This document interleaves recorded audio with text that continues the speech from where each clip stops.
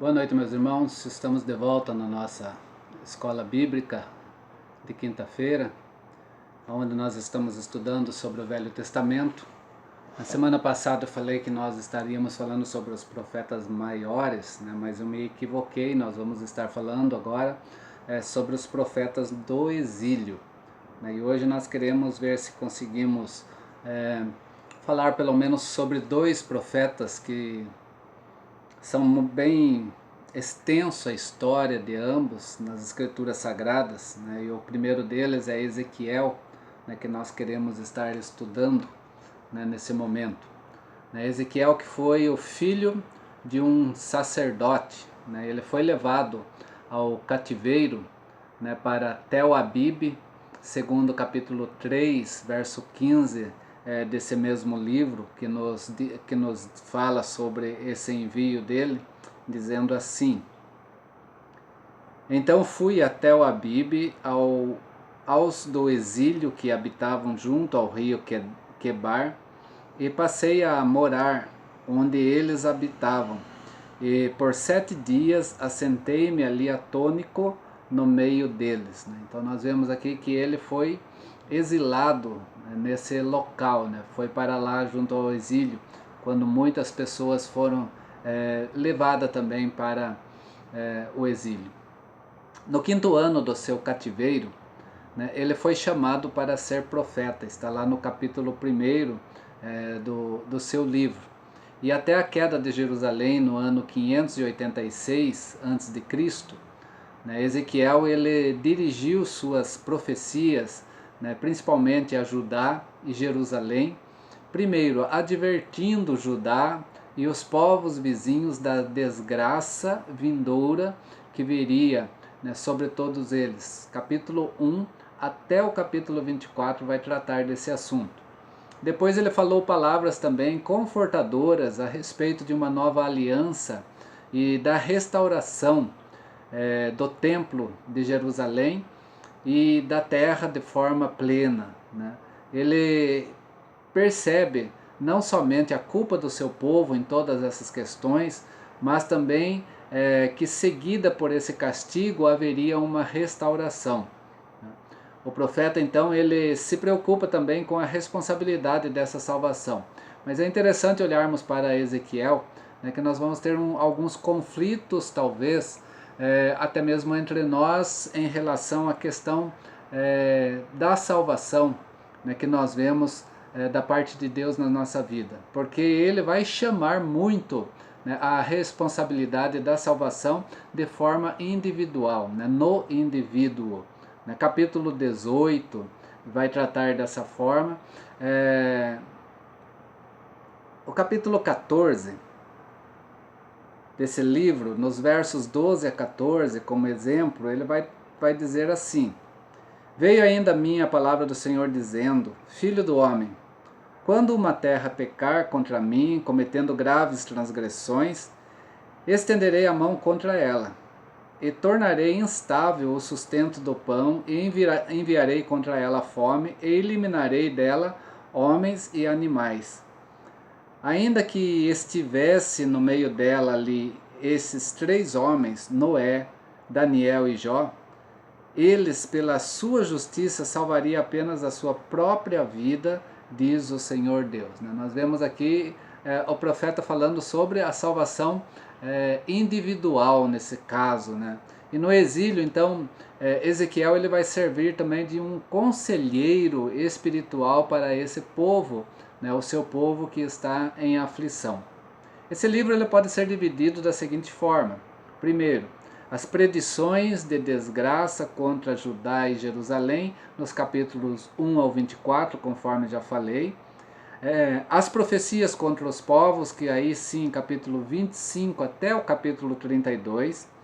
E as profecias de salvação, que está no capítulo 33 a 38. E junto com essa profecia da salvação, a visão de um novo templo, capítulo 40 até o capítulo 48. A figura espiritual mais importante entre esse povo exilado foi justamente Ezequiel. Ele era contemporâneo de Jeremias. Lembrando que Jeremias ficou em Jerusalém Ezequiel ele vai para o exílio, né? E ali ele vai ter algumas visões também, da mesma forma apocalíptica, né? Visões que vai ter muito simbologismo, né? E as suas 4 visões formais está lá no capítulo 1 ao 3, depois no capítulo 8 ao 11 e no capítulo 37 e capítulo 40 a 48. Logo, as suas visões ocupam boa parte do seu livro, né? Trazendo aí então a palavra do Senhor, né, às pessoas através de alegorias, através de simbologia, né, através dessas visões que o profeta vai estar trazendo. A avaliação do homem, que é feita através do profeta Ezequiel, também é igual a que nós vamos encontrar no profeta Jeremias, né? Que o homem por si só é totalmente incapaz de obedecer a Deus, né? Sempre foi e ainda o é, né? Não apenas ficou no passado, mas também é uma figura presente, né? E nos seus julgamentos sobre os judeus, Deus tem toda a razão de julgar, então, por essa questão que já está na vida humana. Capítulo 16, o verso de número 23, assim nos diz a palavra do Senhor no livro do profeta. Depois de toda a tua maldade, ai de ti, diz o Senhor teu Deus, né? Ou seja, o julgamento sobre os judeus, né? Deus tem toda a razão, né, de julgar esse povo, né? Por causa do quê? Por causa das maldades desse povo, né? Nós vamos ver isso também no capítulo 25 ao capítulo 29, essas questões no livro. Ezequiel, como eu falei, foi um sacerdote. E como sacerdote também ele vai encarar toda a palavra do Senhor na sua vida, toda a mensagem de Deus que ele tem que transmitir de um ponto de vista também sacerdotal. Ele vai se preocupar com o templo, ele vai se preocupar com aquilo que é impuro, isso lá no capítulo 8. Ele vai falar sobre o abandono pelo Senhor, capítulo 10, e o futuro, capítulo 40 a 42, aonde o Senhor vai estar também voltando. Ele vai especificar o que? Funções dos ministros futuros do templo, e os pormenores de um culto público, de tal forma que ele vai trazer uma elaboração litúrgica, de um calendário litúrgico para o culto no templo, capítulo 40 ao 46. Ezequiel também se preocupa com a lei em geral, mas como ele é um filho de um sacerdote, ele é um sacerdote também, ele vai ter uma visão um pouco mais restrita também, trazendo aquilo que é fundamental na vida do povo, que é o mandamento referente ao sábado, capítulo 20, lembrando do sábado ali como o dia do descanso do Senhor. E também as distinções entre aquilo que é puro e aquilo que é impuro diante de Deus. Capítulo 22, verso 26, capítulo 36, verso 25. Eu gostaria de ler esses dois textos só para nós olharmos como exemplo. Capítulo 22, o verso de número 26. Os seus sacerdotes transgridem a minha lei e profanam as minhas coisas santas. Entre o santo e o profano não fazem diferença, nem discernem o impuro do limpo, e dos meus sábados escondem os olhos, e assim sou profanado no meio deles. Então ele traz uma ênfase sobre aquilo que é puro e impuro, sobre o sábado, sobre aquilo que é profano, sobre aquilo que é sagrado.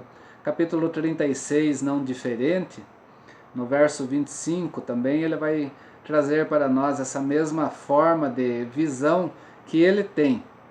Então aspergirei água pura sobre vós e ficareis purificados de todas as vossas imundícias e de todos os vossos ídolos vos purificarei.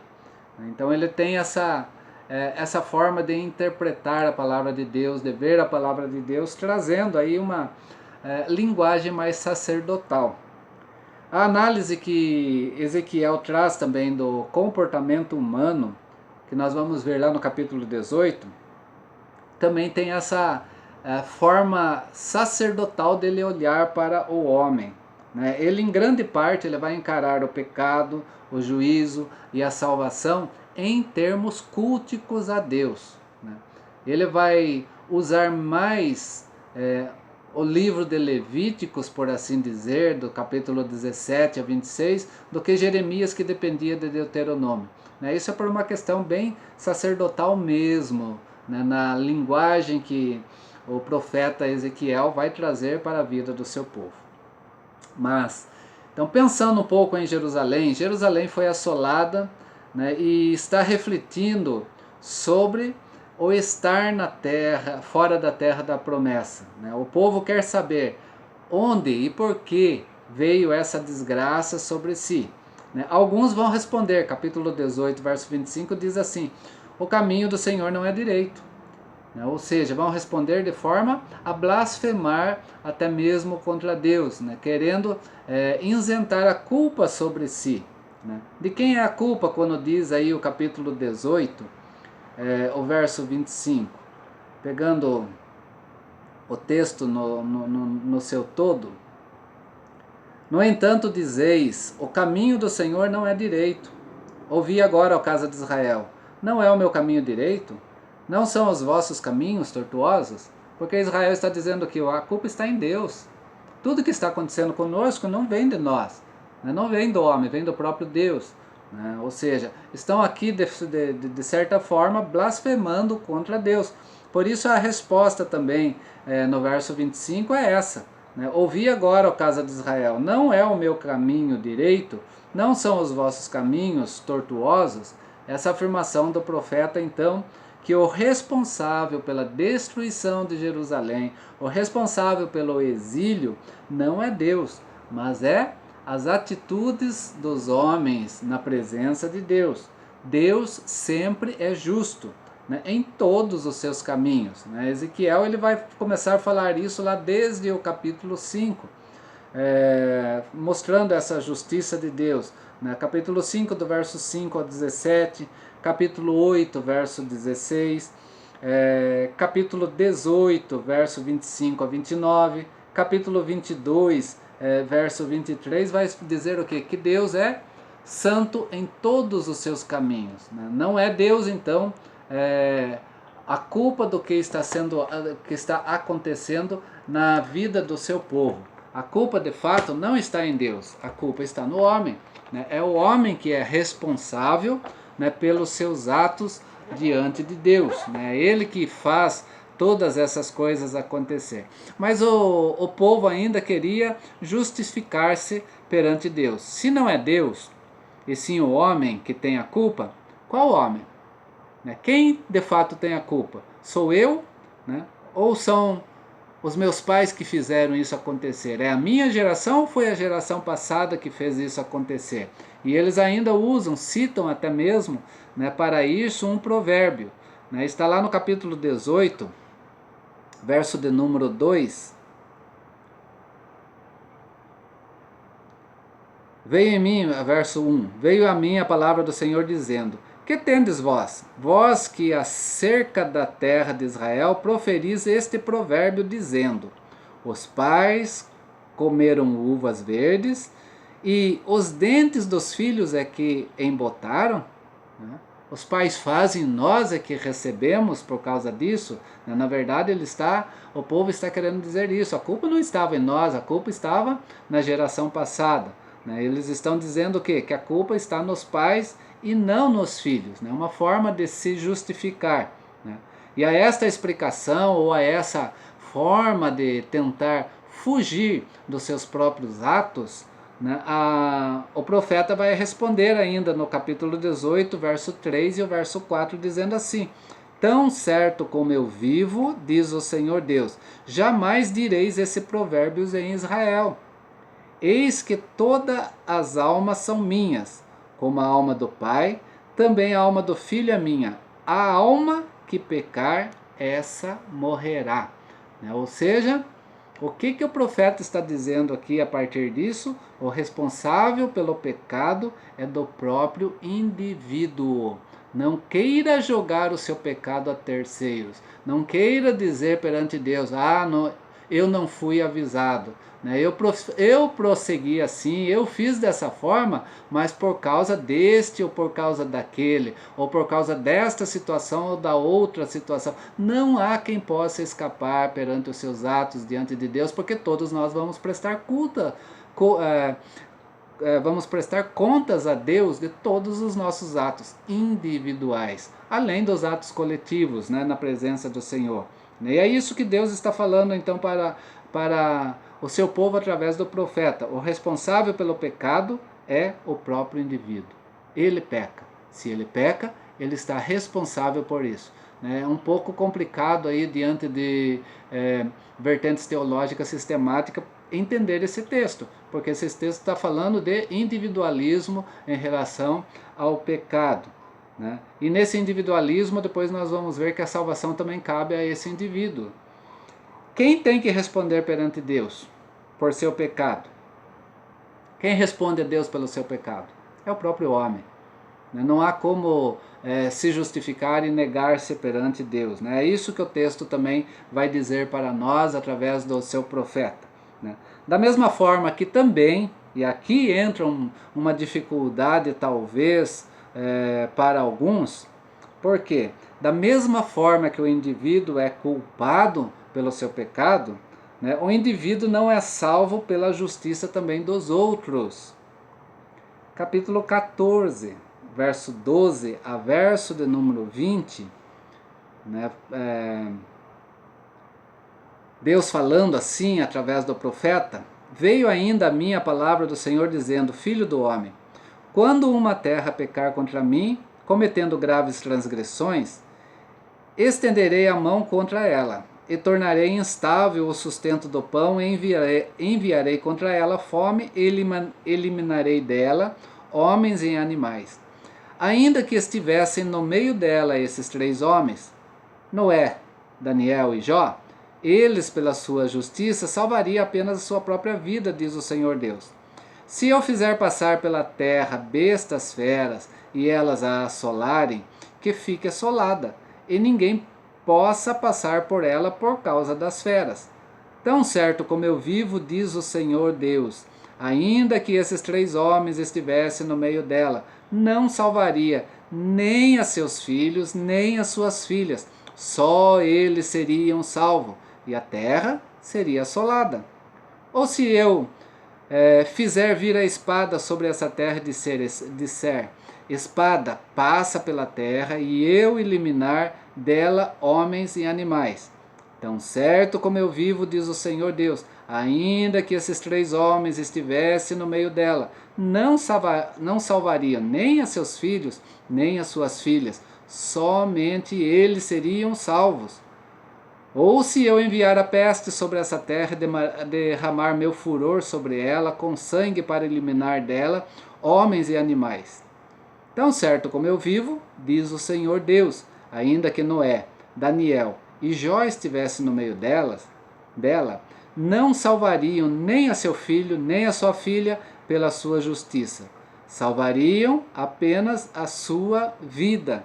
O texto aqui é bem claro dizendo que o indivíduo não é salvo pela justiça dos outros. Filho de crente já não pode dizer que tem a salvação já conquistada para si. A salvação depende da sua vida. É isso que está dizendo o texto. Conflita? Pode conflitar com alguns pensamentos sistemáticos teológicos. Tanto a salvação, diz o texto, e pelo texto está dizendo isso, sola escritura. Tanto a salvação como a morte são de responsabilidade do indivíduo. Não adianta o indivíduo querer também questionar a Deus sobre essa questão, depende da sua ação, que diz o texto. O responsável por si mesmo diante de Deus é o indivíduo. Olha lá, capítulo 18, o verso de número 30, no seu início vai dizer assim: portanto, eu vos julgarei, cada um segundo os seus caminhos, ó casa de Israel, diz o Senhor Deus. Eu os julgarei, cada um individualmente, segundo os seus caminhos, segundo os seus atos, segundo as suas posições, né? Individualmente, eu farei isso, diz o Senhor. O texto é a palavra de Deus dizendo, né? O que deve então o indivíduo fazer para não morrer? O que deve o indivíduo fazer para ter vida? Ele deve se converter. Problema para nós isso também? A palavra de Deus assim o diz. Verso 27 de Ezequiel, capítulo 18. Mas, convertendo-se o perverso da sua perversidade que cometeu, e praticando o que é reto e justo, conservará ele a sua alma em vida. Convertendo-se o perverso da perversidade que cometeu e praticando o que é reto e justo, conservará ele a sua alma em vida, diz a palavra do Senhor. Porque é isso o que Deus quer da vida humana, diz o profeta Ezequiel. Esse é o desejo de Deus para a vida humana, para o perverso, para aquele que está longe da presença de Deus, que ele venha a se converter dos seus maus caminhos. Capítulo 18 ainda, voltando verso 23. Deus falando: acaso tenho eu prazer na morte do perverso? Diz o Senhor Deus. É uma pergunta que Deus faz, né, a nós. E a resposta que Deus dá é essa: não desejo eu, antes que ele se converta dos seus caminhos e viva.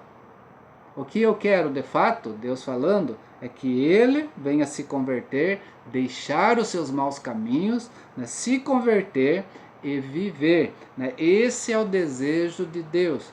Conflita às vezes com pensamentos teológicos, volto a dizer, mas aqui é só a palavra de Deus dizendo.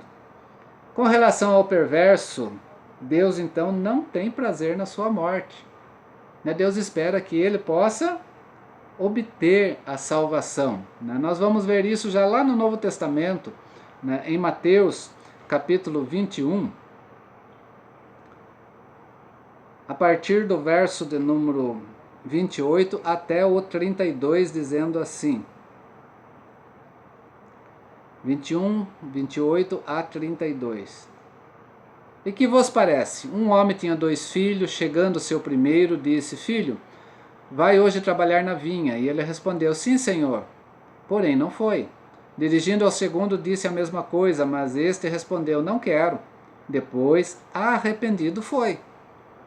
Qual dos dois fez a vontade do Pai? Disseram: o segundo. Declarou-lhe Jesus: em verdade vos digo que publicanos e meretrizes vos precedem no reino de Deus.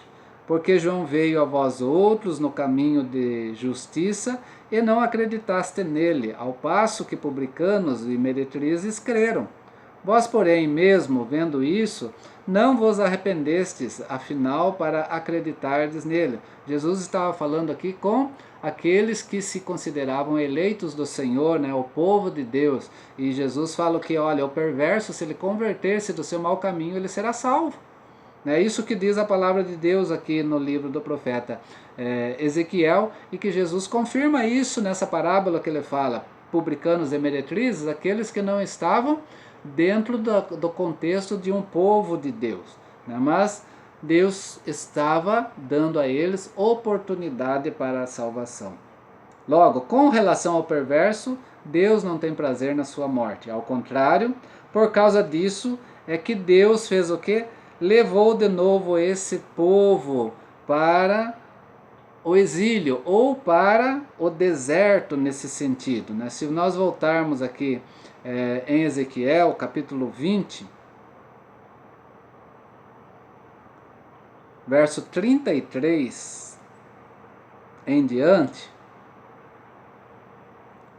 diz assim: Tão certo como eu vivo, diz o Senhor Deus, com mão poderosa, com braço estendido e derramado furor, hei de reinar sobre vós. Tirar-vos-eis dentre os povos e vos congregarei nas terras das quais andais espalhados, com mão forte, com braço estendido e derramado furor. Levar-vos-eis ao deserto dos povos e ali entrarei em juízo convosco face a face. Como entrei em juízo com vossos pais no deserto, na terra do Egito, assim entrarei em juízo convosco, diz o Senhor Deus. Far-vos-eis passar debaixo do meu cajado e vos sujeitareis à disciplina da aliança. Separarei dentre vós os rebeldes e os que transgrediram contra mim, da terra das suas moradas, eu os farei sair, mas não entrarão na terra de Israel, e sabereis que eu sou o Senhor. Quanto a vós outros, vós, ó casa de Israel, assim diz o Senhor Deus: ide, cada um sirva aos seus ídolos, agora e mais tarde, pois que a mim não me quereis ouvir, mas não profaneis mais o meu santo nome por causa das vossas dádivas e dos vossos ídolos, porque no meu santo monte, no monte alto de Israel, diz o Senhor Deus, ali toda a casa de Israel me servirá, toda naquela terra.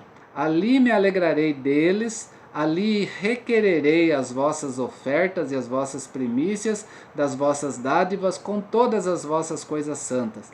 Agradar-me-eis de vós como de aroma suave, quando eu vos tirar dentre os povos e vos congregar das terras em que andais espalhados, e sereis santificados em vós perante as nações.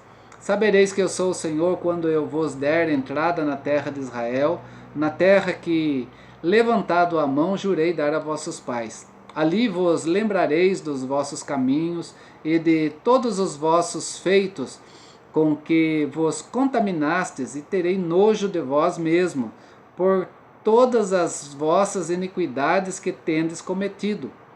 Sabereis que eu sou o Senhor quando eu proceder para convosco por amor do meu nome, não segundo vossos maus caminhos, nem segundo vossos feitos corruptos, ó casa de Israel, diz o Senhor Deus. Por causa disso, então, Deus faz o quê?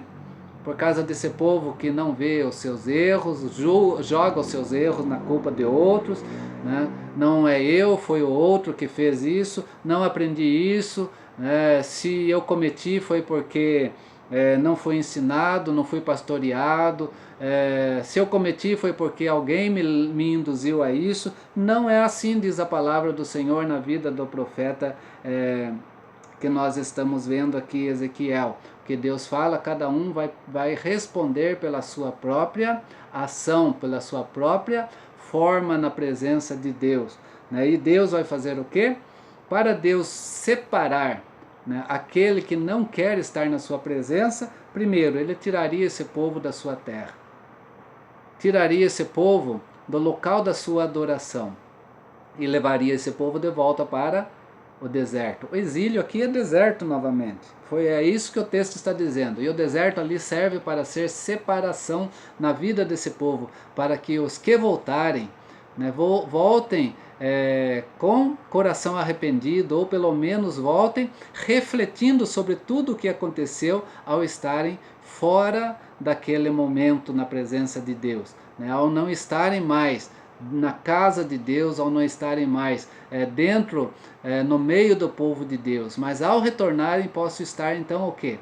Analisando tudo que você fez, mas mesmo assim diz o que Deus aqui no verso 44, que Deus vai olhar para eles também, e Deus vai ver o que eles fizeram de errado, mas se eles se converterem, Deus vai estar aberto à conversão desse povo, mas mesmo assim Deus ainda está enojado desse povo. Pela mesma razão, então, ele envia Ezequiel como um atalaia para avisar a eles. Ezequiel é um profeta que está falando para esses que estão com o coração duro, para esses que estão contaminados pelo pecado, para esses que na visão bíblica são perversos na presença de Deus. Olha o que diz para nós ainda o capítulo de número 3, Verso 16. Fim dos 7 dias veio a minha palavra do Senhor dizendo: Filho do homem, eu te dei por atalaia sobre a casa de Israel. Da minha boca ouvirás a palavra e vos avisarás da minha parte. Quando eu disser ao perverso, o perverso está onde? Na casa de Israel. O perverso é aquele que se diz eleito do Senhor, mas não é eleito, né? Se ele não se converter, ele continua sendo perverso.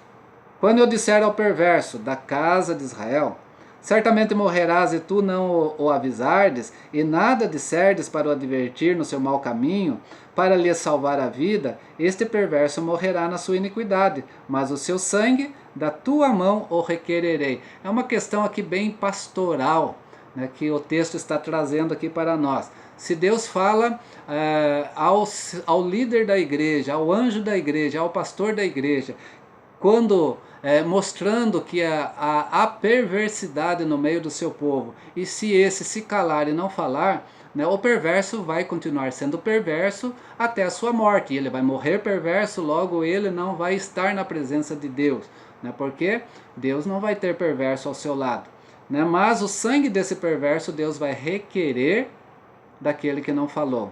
É por isso que às vezes existem conflitos pastorais entre membros e pastor, né? Mas uma coisa eu sempre digo, não importa obedecer a Deus e não a homens, e se Deus me usa para falar, eu continuarei falando, mesmo que para uns eu vou ser intransigente, para outros eu possa até ser radical, não tenho problema em relação a isso, o meu problema está com Deus, não com o homem. Então, diante de Deus, eu vou continuar falando. E é isso que Deus está alertando aqui também, Ezequiel como atalaia. Se ele não fizer isso, Deus vai requerer o sangue na mão dele. E continua. Mas se eu avisar o perverso e ele não se converter da sua maldade, do seu caminho perverso, ele morrerá na sua iniquidade, continuará morrendo. Mas tu salvarás a tua alma, ou seja, você falou. Se você falou, se você ensinou, mas aquele não quis ouvir ou não quis aprender, o problema agora está na vida dele, não na tua. É assim que deve ser também a vida da liderança, né? Com responsabilidade, né? E também com ação certa diante do seu povo. Porque se Deus colocou no seu coração, você tem que falar. Se Deus colocou no seu coração que há pecado, denuncie o pecado. Porque se o perverso se converter, amém, ele vai ser salvo. Se ele não se converter, nem misericórdia vai existir, porque ele não vai ser salvo. Mas a tua mão não vai ter sangue, nem de um lado, nem do outro. Também quando o justo se desviar da tua justiça e fizer maldade, fizer aquilo que é injusto, e eu disser diante dele um tropeço, ele morrerá. E eu puser diante dele um tropeço, ele morrerá. Visto que não o avisaste, no seu pecado morrerá, e a sua justiça que praticará não serão lembradas, mas o seu sangue da tua mão o requererei. No entanto, se tu avisardes o justo para que não peque, e ele não pecar, certamente viverá, porque foi avisado e tu salvará a tua alma. É interessante essa semana sobre uma questão, né, de dizer que algumas questões pessoas não aprenderam na palavra de Deus. Não aprenderam na palavra de Deus, mas foi ensinado quinta-feira, sábado, domingo, né, mas a pessoa não quis estar presente. Aonde está o erro? Está na mão daquele que ensina ou na mão daquele que se recusou ao aprendizado? O ensino foi dado, logo, a igreja, nesse sentido, não tem o sangue desse que é culpado na presença de Deus. É dessa forma que deve também existir e viver, né, a liderança na vida da igreja. O texto aqui para nós é bem enfático nesse sentido. Né? E ele continua aqui até o verso de número 27. Né? A mão do Senhor veio em mim e ele me disse: levanta-te e sai para o vale onde falarei contigo. Levantei-me e saí para o vale, e eis que a glória do Senhor estava ali, como a glória que eu vira junto ao rio Quebar.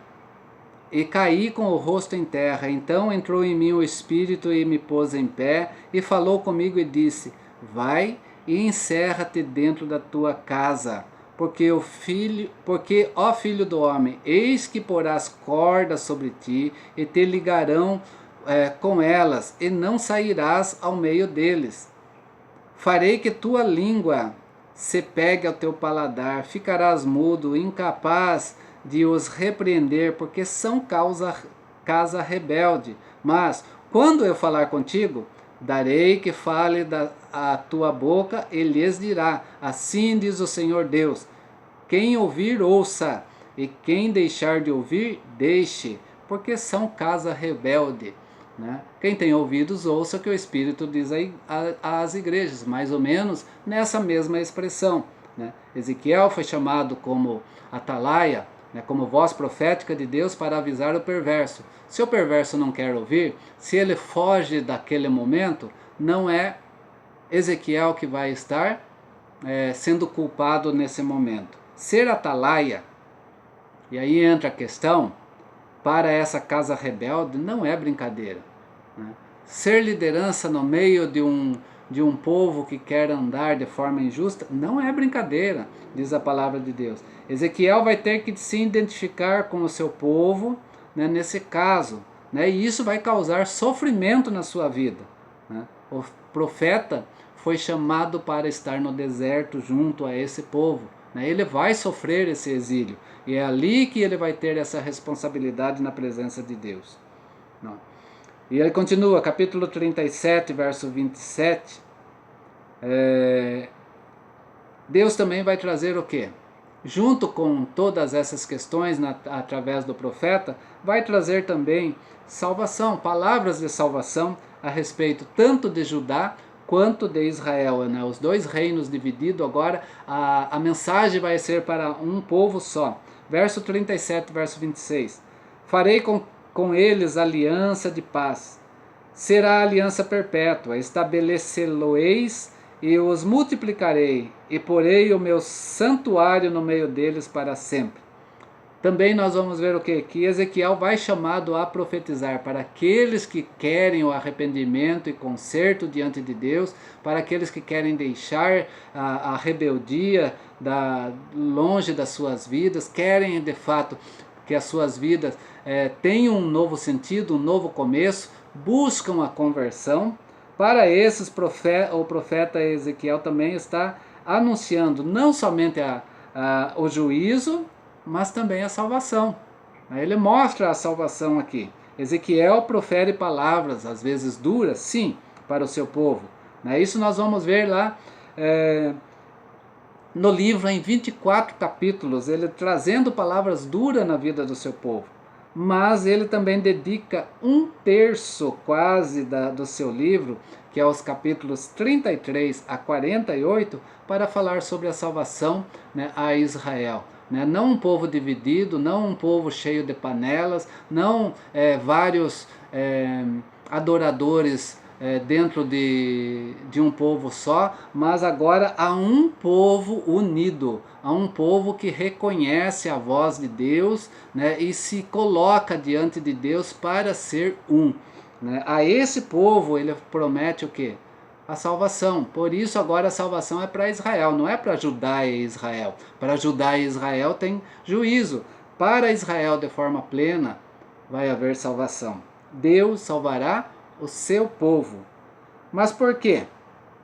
Capítulo 36, verso 22. Não é por amor de vós que eu faço isso. Não pensa que é por amor de vós que eu vou fazer isso, Deus falando para o seu povo.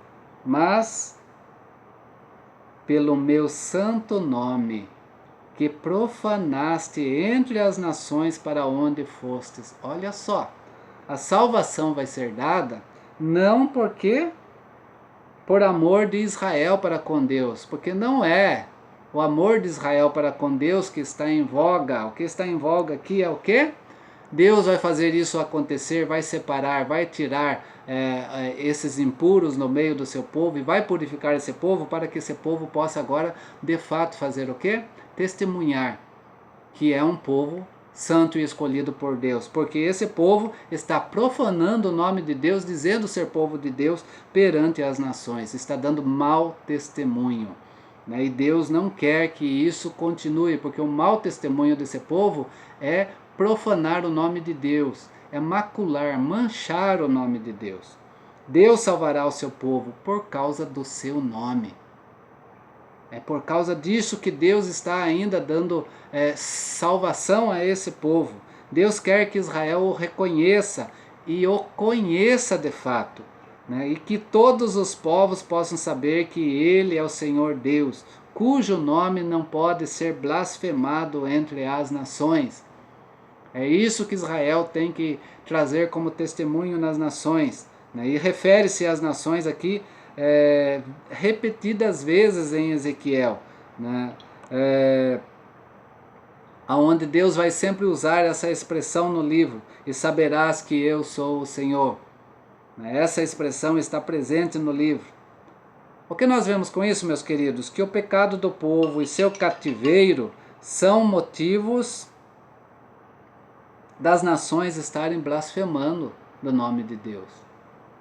Tudo que o povo de Deus faz, né, contrário à sua palavra, é mau testemunho perante as outras pessoas, pelo mundo de forma geral. E o nome de Deus é blasfemado, né? E Deus não quer que o seu nome seja profanado entre as nações. Capítulo 20 de Ezequiel, verso de número 9, diz assim: o que fiz, porém, foi por amor do meu nome, para que não fosse profanado diante das nações, no meio das quais eles estavam, diante das quais eu me dei a conhecer a eles, para os tirar da terra do Egito. Deus está dizendo que eu estou fazendo isso por causa do meu nome. O nome de Deus é santo. O nome de Deus não pode ser profanado. O nome de Deus não pode ser dividido entre o seu povo. O seu povo precisa viver de acordo com a sua vontade. Diante do seu povo não pode haver iniquidade, não pode haver profanação, não pode haver rebeldia. Por isso que o profeta vai falar de juízo. E por isso que o profeta vai falar de salvação para aqueles que entendessem todas essas problemáticas que estavam acontecendo na vida do seu povo. Capítulo 37, verso 28. As nações saberão que eu sou o Senhor que santifica Israel, quando o meu santuário estiver para sempre no meio deles, porque eles agora não têm nem o templo para poder estar lá, porque Deus não o quis nesse momento. Conforme Ezequiel, então, em que consistia a salvação de Deus que se realizaria, né, agora na vida desse povo? Esse povo que reconhecessem tudo isso na sua vida, né, as bênçãos estariam sobre eles. Deus iria realizar a restauração da terra, a reconstrução das cidades, né, um novo Davi que viria, fartura de bens. Esse povo teria muitos filhos, teria uma aliança perpétua de paz, um novo templo e um novo culto diante de Deus aconteceria. A presença de Deus estaria de volta na vida desse povo e eles seriam purificados de suas imundícias. Tudo isso Deus iria fazer através daqueles que se arrependessem. Essa é a visão salvadora. Só que essa visão salvadora não é presente. Essa visão salvadora é futura. Ela virá. Virá por quê? Porque Deus está aguardando as atitudes do seu povo, desse restante que vai entender. E essa salvação vindoura, ela é ampla, ela não é agora uma salvação apenas entendendo de um único aspecto, mas o aspecto mais profundo da salvação ainda teria que ser mencionado. Capítulo 36, verso 27. Porei dentro de vós o meu espírito. A esses que vão reconhecer de fato Deus e vão entender a palavra de Deus, a esses que vão estar de fato vivendo de acordo com a vontade de Deus, Deus vai pôr sobre eles o seu espírito. Não é qualquer casa, quando eu falo casa, estou falando sobre vida, que o Espírito Santo de Deus habita. Mesmo que possa se dizer casa de Deus. Deus vai habitar somente naquele coração contrito, naquele coração não rebelde, naquele coração que não profana o seu nome, naquele coração que não causa divisão no meio do seu povo. É nesses que o Espírito de Deus vai estar agindo. É essa a visão também da salvação que viria de forma mais ampla, de forma mais profunda. Quem porá o Espírito Santo dentro da pessoa? É Deus. Tão somente Deus. Assim, terão um novo coração, não um coração de pedra, mas de carne. Capítulo 11, verso de número 19. Dar-lhe-eis um só coração, espírito novo porei dentro deles. Tirarei da sua carne o coração de pedra e lhes darei coração de carne, coração que possa ser moldado, coração que possa ter uma semente plantada, coração que possa revigorar, né? Não um coração duro, não um coração rebelde, não um coração de pedra, né? Esse coração não é o que Deus quer, né? É dessa forma que Deus vai estar agindo no meio do seu povo, quando Ele colocar sobre esse povo, e não é sobre todo o povo, né, sobre esses que vão reconhecer, um novo coração, onde o Espírito de Deus possa estar presente. Capítulo 18, verso 31. Lançai de vós todas as vossas transgressões, com que transgredistes, e criai em vós coração novo e espírito novo. Pois por que morrereis, ó casa de Israel? Pessoas de coração duro estão morrendo na presença de Deus, e Deus não quer isso. Deus está falando, olha, modifique o seu coração, porque eu quero estar nele. Isso diz a palavra de Deus, capítulo 36. Verso 26. Dar-vos-ei coração novo, e porei dentro de vós um novo espírito. Tirarei de vós coração de pedra, e vos darei coração de carne. Novamente aquilo que lá no capítulo 11 estava sendo falado. Por que Deus quer isso? Para que esses possam andar nos seus mandamentos, possam obedecer a palavra de Deus, viver a palavra de Deus, cumprir os seus votos diante de Deus de forma sincera, não com um coração duro, não em forma de rebeldia, não querendo negociar com a palavra de Deus através das suas ações. Faço isso se assim for. Se não for assim, eu vou mudar e eu vou colocar isso em outro lugar. Coração rebelde vai morrer longe da presença de Deus. Ezequiel está falando isso. Acorda, igreja. Não é isso que Deus quer para as nossas vidas. Não vamos ficar na falsa interpretação de uma vez salvo, salvo para sempre, se a salvação não está na sua vida. Se os seus atos não dizem isso. Uma vez salvo, sim, se esse coração for um coração aquebrantado na presença de Deus, onde o Espírito de Deus habita, onde a palavra de Deus realmente faz morada, onde os mandamentos de Deus realmente são aceitos e são vividos. Caso contrário, não. Assim diz a palavra do Senhor. Capítulo 11. Dura essa palavra, mas é a palavra do Senhor. Capítulo 11, verso 20. Para que andem nos meus estatutos, e guardem os meus juízos, e executem, eles serão o meu povo, e eu serei seu Deus. Deus vai dar um coração de carne para quê? Para que andem nos meus estatutos, normas. Existem normas. E Deus quer que nós andemos nas normas, porque nós votamos para isso. Para que guardem os meus juízos, a minha palavra, e executem. Dentro do contexto presbiteriano existe deveres, que os membros devem ter.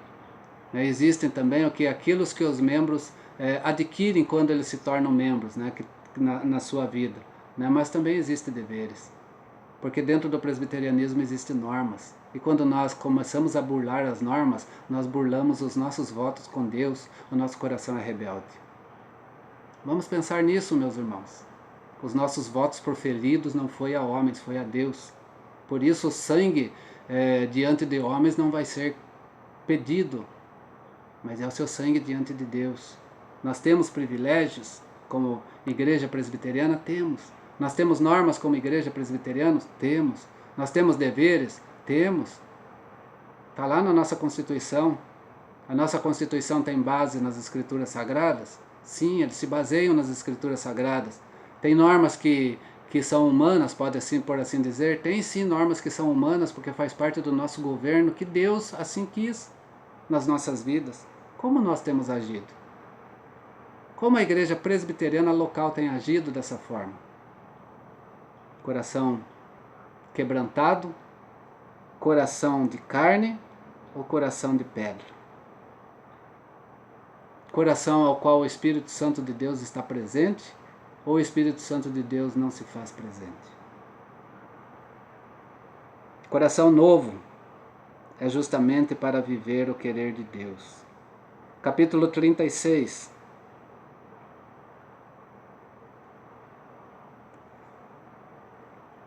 Verso 27 também vai nos falar da mesma forma. Capítulo 37, do verso 1 a 14, vai falar da mesma forma. O que Ezequias está apontando aqui através do seu livro? Que Deus porá o seu espírito dentro do seu povo, se esse povo tiver um coração transformado, tiver um coração quebrantado, tiver um coração não de pedra, mas de carne. Pensemos nisso, através do livro do profeta de Deus, falando aos nossos corações hoje. Ezequiel então aponta que Deus porá um novo espírito dentro do seu povo, capítulo 36, verso 31. Então vos lembrarei dos vossos maus caminhos e dos vossos feitos, que não foram bons. Tereis nojo de vós mesmos por causa das vossas iniquidades e das vossas abominações. Isso vai se realizar quando? Olha o que diz o texto. Vocês vão lembrar dos seus caminhos que eram maus, que vocês andavam, que vocês trilhavam. Os vossos feitos não eram bons. Vocês vão ter nojo de vocês mesmos. Por causa do quê? Por causa da iniquidade que está no meio de vocês e das abominações que acontecem entre vocês. Por que ele está dizendo dessa forma? Qual é a causa de tudo isso?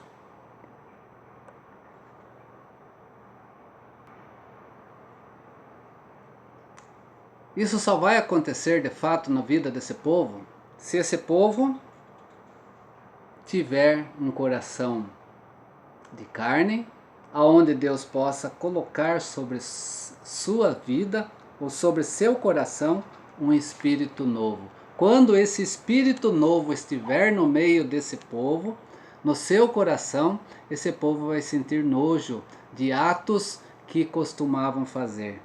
O que Deus deseja é que o perverso se converta e viva. É isso que diz a palavra do Senhor. E esse perverso estava no meio do povo de Deus. O que Deus quer é que nós consertemos as nossas vidas na sua presença. E a promessa é para aquele que quer conserto diante de si é esta. A promessa é que Deus porá o seu espírito dentro desse povo. O seu espírito reinará no meio desse povo. Capítulo 37, verso 28, para encerrar o livro do profeta Ezequiel. As nações saberão que eu sou o Senhor, que santifico a Israel, quando o meu santuário estiver para sempre no meio deles. Capítulo 37, verso 28. Que Deus possa nos abençoar e nós possamos entender a vida desse profeta nos dias de hoje, que nós possamos compreender os desígnios de Deus, o querer de Deus para cada um de nós. Eu me incomodo muito, meus queridos, quando eu começo a olhar para a vida dos profetas diante da igreja que nós somos hoje. Quando eu falo igreja, eu não estou falando em placa não, meu irmão. Não estou falando em placa, minha irmã. Eu estou falando em atitude daqueles que se dizem cristãos. Muito me incomoda. Muito me incomoda ver cristãos vivendo de forma perversa. A perversidade está em não viver a palavra de Deus. A perversidade está em saber o que é a palavra de Deus e querer viver de outra forma. A perversidade está em não querer viver aquilo que as Escrituras dizem, não viver aquilo que os seus votos foram dados diante de Deus. A perversidade está em saber, eu sei que é dessa forma, mas eu quero agir diferente. A perversidade está em criticar os servos de Deus que vêm falar a palavra de Deus e dizer às vezes não, está errado, não é dessa forma que eu quero ouvir de outra forma, eu quero viver de outra forma. Eu entendo através do Espírito Santo, o Espírito Santo não age em coração duro, em coração que não vive a sua palavra, em coração perverso. A alma que se arrepender, essa viverá. O perverso, se não deixar o seu caminho, morrerá na perversidade. O iníquo, se não deixar a sua iniquidade, viverá nela. O arrependimento é individual. A salvação é individual. E é Deus que está dizendo isso. Não sou eu, não. Quem dera. Eu tenho que olhar para a minha vida. E para a minha vida eu procuro olhar constantemente por essa questão. E por uma questão dupla ainda na minha vida. Porque eu tenho um chamado de Deus sobre mim e pesa-me, diante desse chamado de Deus, falar aquilo que Deus coloca nos meus lábios e no meu coração para falar de acordo com a sua palavra, não fora dela, e não usando a sua palavra para o meu bel prazer, porque senão miserável sou eu.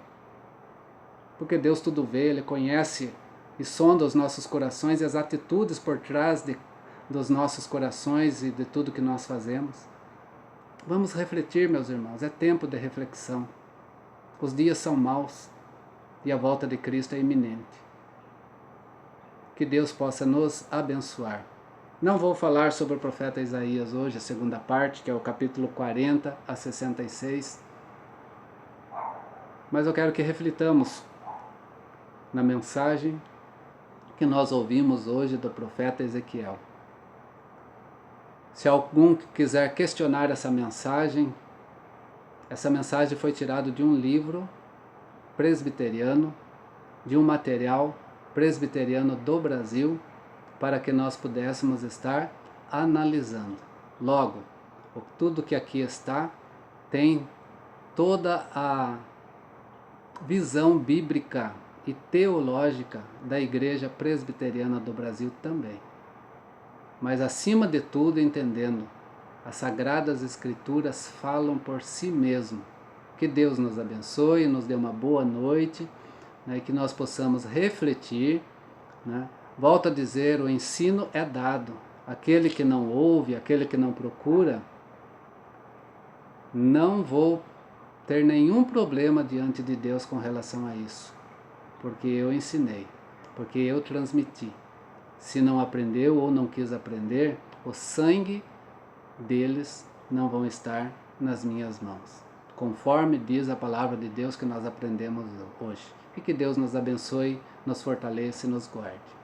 Orem por este servo do Senhor, né, que tem essa missão que às vezes é doída, é amarga. Mas eu tenho que falar a verdade. Às vezes incompreensiva, mas eu preciso continuar sendo fiel ao meu Deus.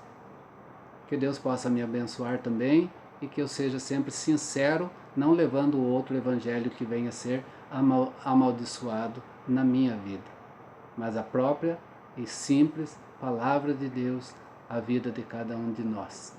Deus assim nos abençoe, boa noite e continuemos firme na presença do Senhor.